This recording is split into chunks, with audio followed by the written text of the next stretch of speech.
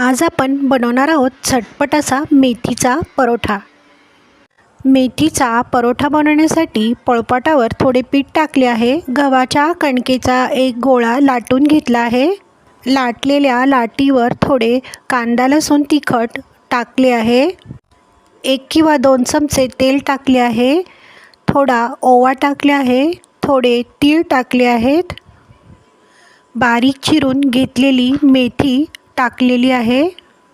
पराठा लाटण्यासाठी सुरीच्या साहाय्याने थोडी कट करून पराठ्याला छानशी घडी घालून घ्यायची आहे। घडी घालून झाल्यावर पराठा छानसा गोल लाटून घ्यायचा आहे। गॅसची फ्लेम ऑन करून गॅसवर एक तवा ठेवला आहे।